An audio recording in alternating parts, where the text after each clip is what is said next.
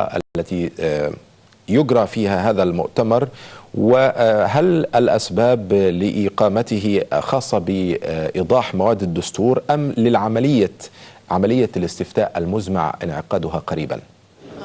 بالفعل كما قلت زميلي عبد الله، هي للأسباب التي أوضحتها وأسلفتها في هذا الخبر.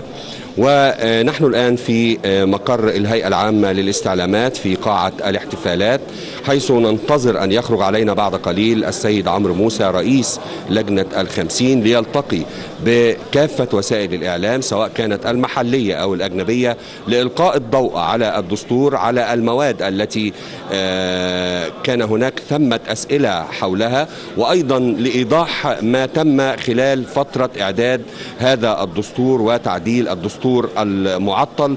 لعل ما أوضحه السيد عمرو موسى خلال الكلمة أو الاحتفالية التي أعلن فيها بالأمس عن الاستفتاء يومي 14 و15 يناير القادمين، سوف يكون هو إلقاء الضوء مجددا لوسائل الإعلام الأجنبية تحديدا على ما يتم أو ما تم في هذا الدستور. هذا الدستور لعلنا نشير إلى أنه استغرق في إعداد حوالي 56 جلسة عامة من جلسات لجنة ال50، ما جعله أو حمل صفة أن يكون دستورا تم إعداده بعمق حسبما وصف السيد عمرو موسى رئيس لجنة ال50.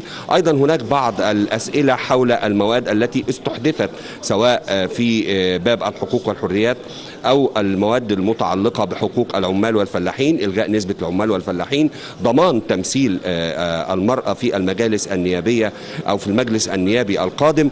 أيضا هناك أسئلة تتعلق أو حسبما استفسرت من بعض الزملاء الصحفيين والإعلاميين هنا في الهيئة العامة للاستعلامات، أسئلة تتعلق بموعد إجراء الانتخابات الرئاسية وموعد إجراء الانتخابات البرلمانية، وأيهما أسبق البرلمانية أم الرئاسية. لعل كل هذه المسائل سوف تطرح على السيد عمرو موسى رئيس لجنة ال50، بالإضافة أيضا إلى كما قلت إلى المواد التي أثير حولها بعض الجدل خلال مناقشات الدستور. زميلي عبد الله. نعم أحمد، نسبة حضور المراسلين الأجانب وكالات الأنباء العالمية والصحف العالمية الكبرى والمحطات التلفزيونية أيضا، ونوعية أو جنسياتهم المختلفة.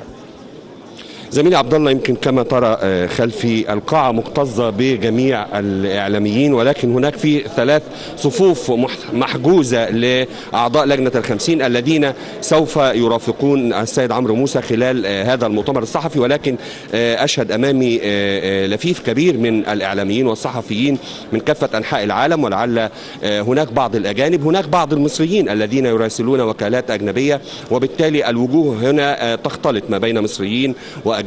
ولكن المؤتمر الصحفي يبدو أنه حظي باهتمام بالفعل من جميع وكالات الأنباء، حيث أن أجد أمامي العديد من الكاميرات بالإضافة إلى الكاميرات الفوتوغرافية والكاميرات المحمولة كما تعلم زميلي عبد الله، وكما تابعت أكيد أنت أيضا في العديد من المؤتمرات الصحفية. ولكن بالفعل هذا المؤتمر يحظى باهتمام كما أشاهد أمامي من زملاء الإعلاميين والصحفيين.